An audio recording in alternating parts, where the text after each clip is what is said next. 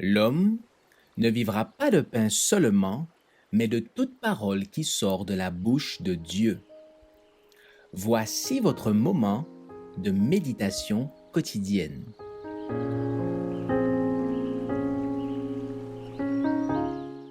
Vous recevrez une puissance.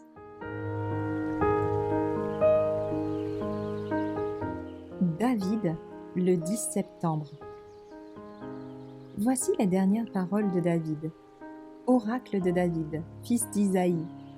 Oracle de l'homme haut placé, du Messie, du Dieu de Jacob, du chantre agréable d'Israël. L'Esprit de l'Éternel a parlé par moi, et sa parole est sur ma langue. De Samuel 23, versets 1 et 2.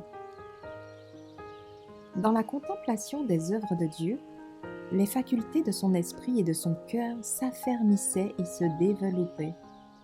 Sa pensée, toujours en éveil, toujours prête à explorer de nouvelles profondeurs de l'amour de Dieu, y trouvait le thème de nouveaux cantiques. Les riches sonorités de sa voix, répétées par les collines, ressemblaient à des réponses aux chants d'allégresse des séraphins. Cette vigoureuse et belle adolescence préparait David à s'asseoir un jour parmi les plus nobles personnages de la terre. Employé à célébrer les louanges de son Créateur, ses heures de méditation lui communiquaient une sagesse et une piété qui faisaient de lui l'ami de Dieu et des anges.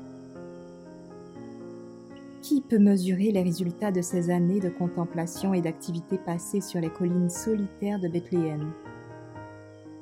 D'une part, la communion avec la nature et avec Dieu, le soin de ces troupeaux fait à la fois de péril et de délivrance, les chagrins comme les joies de son humble existence façonnaient son caractère et préparaient sa carrière future.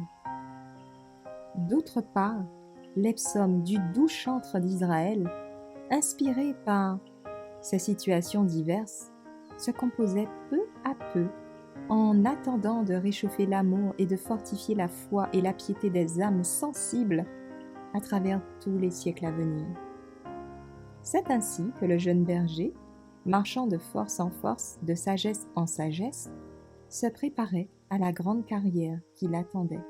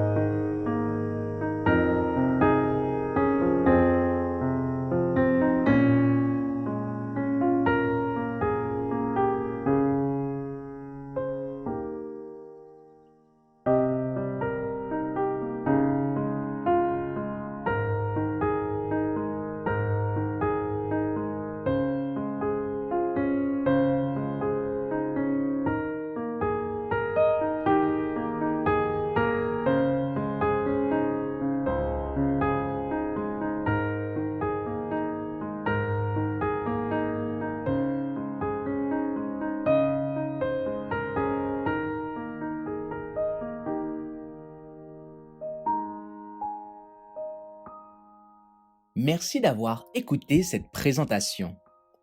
Assurez-vous de nous rejoindre demain pour votre moment de méditation quotidienne avec lereste.org.